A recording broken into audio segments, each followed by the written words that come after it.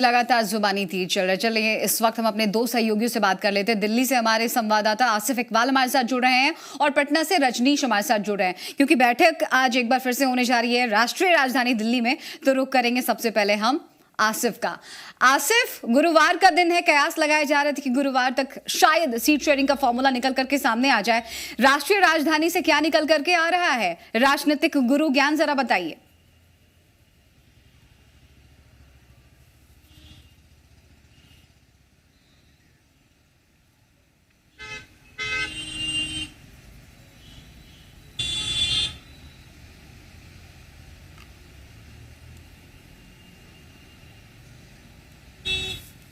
देखिए, साफ तौर पे है कि रश्मि आप समझ सकती है, जब आपने कहा गुरु ज्ञान तो एक बात समझ लीजिए कि अभी तक महागठबंधन के लिए दिल्ली दूर है।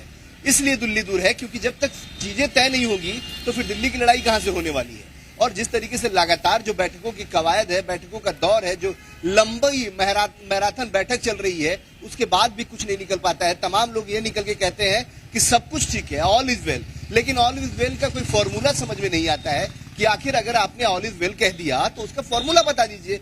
कोई नहीं बता पाता है। सबसे बड़ी दिलचस्प बात यह थी कि जीतन राम मांझी को हमने 4 बार नॉक किया, 4 बार चाहा कि वो कुछ बोले, लेकिन वो चुपचाप रहे, खामोश रहे और उन्होंने कहा कि जो हो गया तो हो गया। और उनके बॉडी लैंग्वेज से ये साफ नजर आ रहा था कि जीतन राम मांझी, जिनसे कुछ भी डाइजेस्ट हो पाना बहुत मुश्किल है, अभी तक हमने जितनी बार देखा है, वो साफ तौर पे कल भी नाराजगी अपनी जाहिर कर रहे थे।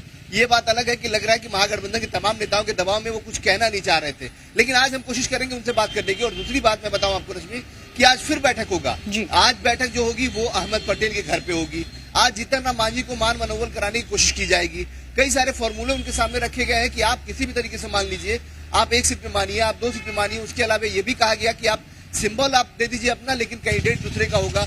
उस पर भी मांझी तैयार नहीं थे। और तमाम तरह की कोशिशें और कवायदें अभी तक लगातार जारी है, क्योंकि देखिए रश्मि, आप भी समझ सकती हैं कि अगर चीजें ठीक हो गई होती, सब कुछ बढ़िया हो गया होता, तो कल तो घोषणा हो जानी थी। मुकेश सहनी ने भी कहा कि ठीक है, देखिए हम दरभंगा से भी लड़ सकते हैं, हम कहीं से भी लड़ सकते हैं, लेकिन ये तय होगा, महागठबंधन में ही तय होना है कि उनको कहां से जाना है और कहां चुनाव लड़ना है। दूसरी तरफ कांग्रेस और आरजेडी की जो नूरा कुश्ती है वो अभी भी जारी है कि 1 सीट तुम कम करो, 1 सीट हम कम करें वाली बात चल रही है। लेफ्ट को शामिल करने के बाद पर कल मदन मोहन झा ने साफ तौर पे कह दिया कि जो लोग आज मौजूद हैं उनकी ही बात हो रही है, अभी उनके बारे में बात नहीं है जो आज की बैठक में मौजूद नहीं है। मतलब साफ है कि लेफ्ट, एसपी, बीएसपी के बारे में अभी कोई चर्चा नहीं हुई है। पहले चर्चा इनको सुलझानी है, उसके बाद उसकी चर्चा होगी।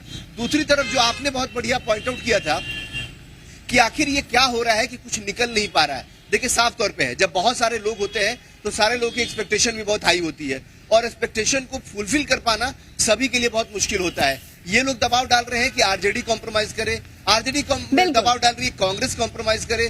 कांग्रेस बिल्कुल सही बात है आसिफ कि ऑल इज वेल ही है, तो फिर इतनी देरी क्यों हो रही, इतना डिले क्यों किया जा रहा है? चलिए रजनीश का रुख कर लेते हैं। रजनीश, यही सवाल आपसे भी समझना चाहेंगे, जब तमाम नेता दावा कर रहे हैं ऑल इज वेल, तो पेच कहां पर फंसा हुआ है? ये जरा समझाइए कि चलिए दावेदारी हर कोई कर रहा है जीत की, लेकिन हिस्सेदारी, सीटों की हिस्सेदारी, इस पर से कब पटाक्षेप होगा, पर्दा हटेगा?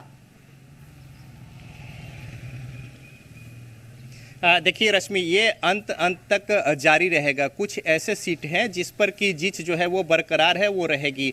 जीतन राम मांझी न सिर्फ गया और नवादा बल्कि कुछ और सीटें भी चाह रहे हैं, मांग रहे हैं, जबकि गुंजाइश इसकी नहीं बन रही है। एक संभावना ये भी बन रही है या फिर उन्हें कन्विंस करने की कोशिश चल रही है कि सिंबल जीतन राम मांझी जी की पार्टी का हो और उम्मीदवार जो है वो दूसरे पार्टी का हो। चूंकि लालू प्रसाद यादव जब सीट देने की बात हो, शेयरिंग की बात हो, तो उम्मीदवार कौन होगा ये भी पूछते हैं और वो आश्वस्त हो लेना चाहते हैं। पार्टी के पास कैंडिडेट उस क्षेत्र विशेष के लिए है या नहीं है, ये वो आश्वस्त हो लेना चाहते हैं। लेकिन जीतन राम मांझी के पास कई ऐसे समर्थवान उम्मीदवार हैं जो कि लॉबिंग कर रहे हैं टिकट को लेकर, और उसके लिए जीतन राम मांझी लगातार दबाव बना रहे हैं। मामला यहाँ फंसा है। इसके अलावा आरजेडी और कांग्रेस के बीच में 4 से 5 ऐसी सीटें हैं जिस पर की जीत बरकरार है।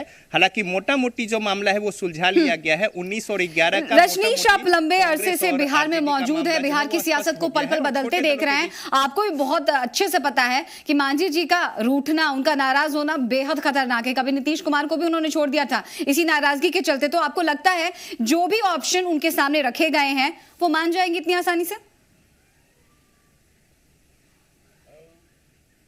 देखिए, जीतन राम मांझी अपनी जिद के लिए जाने जाते हैं और उनका जो रुख है वो बयान भी बदलते रहता है और जिस तरीके से दबाव लगातार वो बनाए हुए हैं, एक पहलू ये भी है कि जिस तरीके से जीतन राम मांझी दबाव बना रहे हैं, जो दूसरे छोटे दल हैं उनको कंपनसेट करने में भी इससे मदद मिलेगी कि ये इस तरीके से रुख अख्तियार कर रहे हैं तो दूसरे लोग जो है अपना उस तरीके से मन मिजाज ज्यादा ना बनाए सीटों को लेकर। तो एक तरीके से ये भी प्रेशर है जो कि फेवर में है। कुल मिलाकर अगर देखेंगी आप तो ये अंत तक जाएगा। हालांकि मोटा मोटी सीटों का मामला जो है वो सुलझ गया है, कुछ सीटें जो है उस पर अभी भी जीत बरकरार है। 1 राउंड 2 राउंड की बैठक अभी और होगी और उसके बाद भी जो मामला है उसको सुलझाने की कोशिश की जाएगी। तो बहरहाल एक खाका जो है मोटा मोटी वो तैयार हो गया है, लेकिन कुछ छोटे छोटे जो दल है उनकी जो मांगे है इसको लेकर। चलिए रजनीश, आप बने रहिए हमारे साथ। अगर दिल्ली में बैठक है तो पटना में भी आज एक अहम मीटिंग होने वाली है एनडीए की। आसिफ, आपका फिलहाल बहुत बहुत शुक्रिया।